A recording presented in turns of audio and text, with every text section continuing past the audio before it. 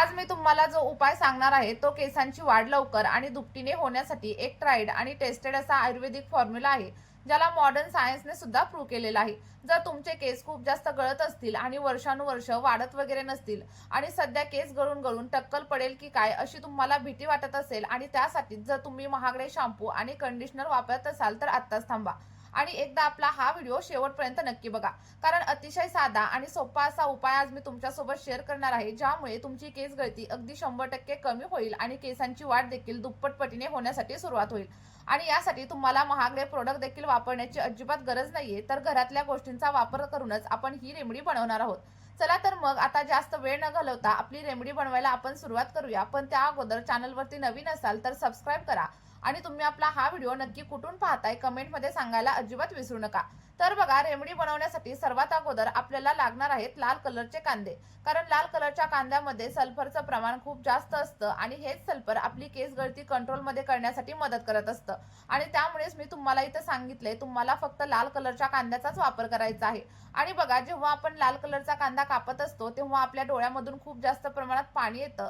तर ते पाणी कशामुळे येतं? कारण याच्यामध्ये सल्फरचं प्रमाण खूप जास्त असतं आणि जेव्हा कांद्यामध्ये सल्फरचं प्रमाण जास्त असतं तेव्हा तोच कांदा आपल्या केसांसाठी एखाद्या रामबाण उपायासारखा काम करत असतो.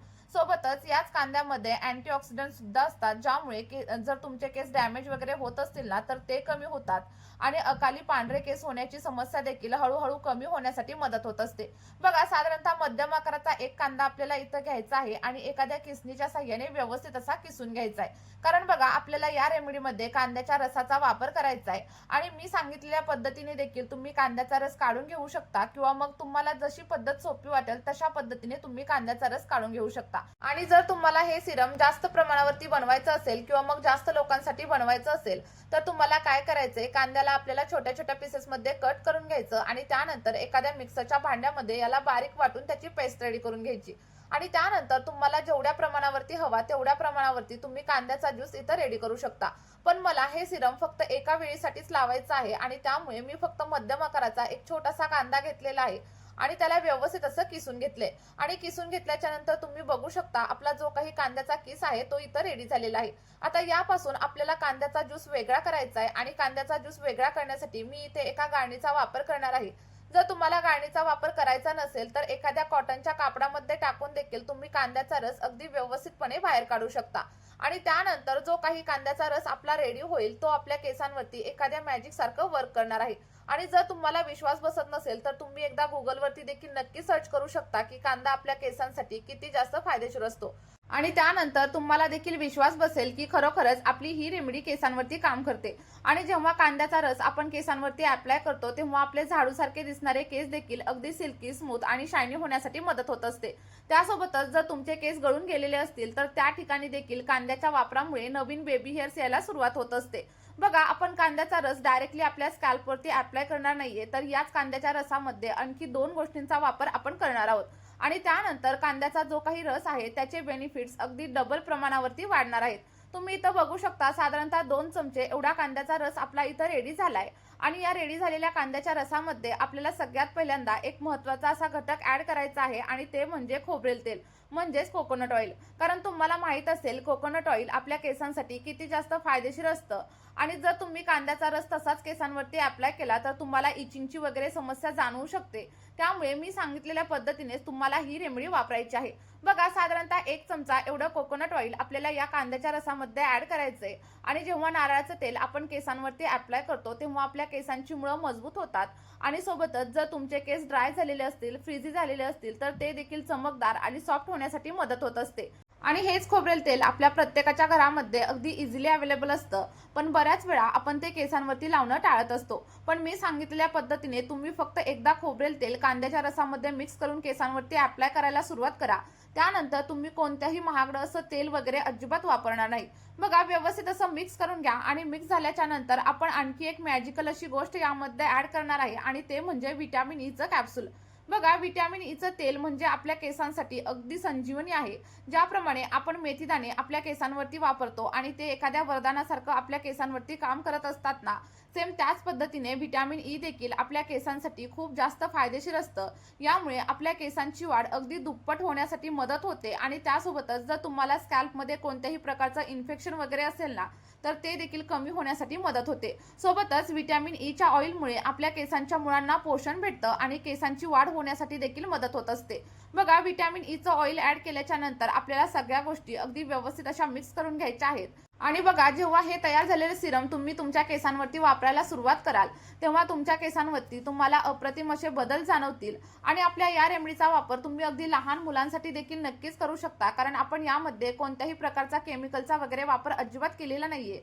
त्यामुळे या रेमेडीचे कोणतेही साईड इफेक्ट आपल्या केसांवरती अजिबात होत नाहीत. आणि जर तुमचे केस खूप जास्त प्रमाणावरती ड्राय असतील, फ्रिजी असतील आणि सोबतच केसांमध्ये गुंता होत असेल आणि तुम्हाला स्प्लिटेनची वगैरे समस्या असेल, तर साधारणतः 1 ते 1.5 चमचा एवढा ॲलोवेरा जेल देखील आपल्याला या रेमेडीमध्ये वापरायचा आहे.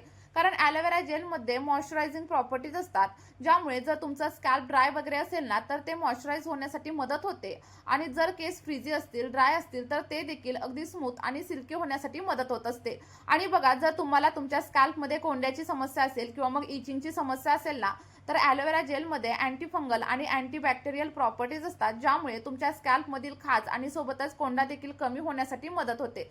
बघा, साधारणतः 1 ते 1.5 चमचा एवढा ॲलोवेरा जेल आपल्याला याच्यामध्ये ऍड करायचंय आणि त्यानंतर व्यवस्थित असं मिक्स करून घ्यायचंय. आता ॲलोवेरा जेल ऍड केल्याच्या नंतर तुम्हाला हे सगळं मिश्रण मिक्स करण्यासाठी थोडासा टाइम लागेल, कारण बघा, ॲलोवेरा जेल थोडंसं क्रीमी कन्सिस्टन्सीमध्ये असतं आणि त्यामुळे साधारणतः 2 मिनिटं आपल्याला हे सिरम अगदी व्यवस्थित असं मिक्स करून घ्यायचंय. आणि मिक्स करून झाल्याच्या नंतर आपल्याला हे देखील पाहायचंय की हे तयार झालेलं सिरम केसांवरती कशा प्रकारे अप्लाय करायचं, अप्लाय केल्याच्या नंतर सिरमला किती वेळ केसांवरती ठेवायचं आणि त्यानंतर शॅम्पू कशा प्रकारे करायचा. त्यामुळे तुम्ही व्हिडिओ इथे स्किप वगैरे करू नका, तर शेवटपर्यंत नक्की बघा, कारण जर तुम्ही व्हिडिओ स्किप केला तर चांगले असे रिझल्ट तुमच्या केसांवरती तुम्हाला अजिबात मिळणार नाहीत. बघा, आता हे तयार झालेलं जे काही सिरम आहे ते केसांवरती अप्लाय करताना सगळ्यात पहिल्यांदा तुम्हाला केसांमधील गुंता काढून घ्यायचा आहे आणि त्यानंतर तयार झालेलं सिरम आपल्याला आपल्या स्कॅल्पवरती अप्लाय करायला सुरुवात करायची. बघा, सगळ्यात पहिल्यांदा सिरम स्कॅल्पवरती अप्लाय करा, कारण जेव्हा आपलं स्कॅल्प स्वच्छ असतं तेव्हा केस गळती कमी होते आणि केसांची मुळं देखील स्ट्रॉंग होण्यासाठी मदत होत असते. केसांवरती सगळं काही सिरम तुम्ही एखाद्या कापसाच्या बोळ्याच्या साह्याने किंवा मग एखाद्या ड्रॉपरच्या साह्याने अप्लाय करू शकता. आणि अप्लाय केल्याच्या नंतर अगदी 2 मिनिटांसाठी तुम्हाला स्कॅल्पवरती व्यवस्थित असं मसाज करायचं आहे. जेवढ्या चांगल्या प्रकारे तुम्ही हे सिरम केसांवरती अप्लाय कराल, तेवढा छान असा रिझल्ट तुम्हाला मिळणार आहे. बघा, अप्लाय केल्याच्या नंतर 2 मिनिटं मसाज करा आणि त्यानंतर कमीत कमी 2 तास हे सिरम केसांवरती असंच राहू द्या. आणि जर तुमच्याकडे टाइम नसेल, तुम्हाला घाई असेल, तर कमीत कमी 1 तास हे सिरम तुम्हाला केसांवरती अप्लाय करायचे. अप्लाय केल्याच्या नंतर अगदी माइल्ड शॅम्पूने हेअर वॉश करा. आणि बऱ्याच वेळा मला प्रश्न विचारला जातो की माइल्ड शॅम्पू म्हणजे नक्की काय. तर माइल्ड शॅम्पू म्हणजे तुम्हाला केमिकल फ्री म्हणजेच आयुर्वेदिक शॅम्पूने हेअर वॉश करायचा आहे. आणि हेअर वॉश करताना जास्त गरम पाण्याचा वापर वगैरे अजिबात करू नका. कोमट पाण्याने किंवा मग साध्या थंड पाण्याने तुम्हाला हेअर वॉश करायचा आहे. आणि मी सांगितलेल्या सगळ्या टिप्स जर तुम्ही फॉलो केल्या तर अगदी 1 महिन्यामध्येच केस गळतीची समस्या बंद होईल आणि त्यासोबतच तुम्हाला छोटे छोटे बेबी हेअर्स यायला देखील सुरुवात होईल. चला तर मग आपली ही रेमेडी नक्की ट्राय करून बघा आणि तुम्हाला जे काही रिझल्ट भेटतील ते कमेंटमध्ये माझ्यासोबत शेअर करायला अजिबात विसरू नका.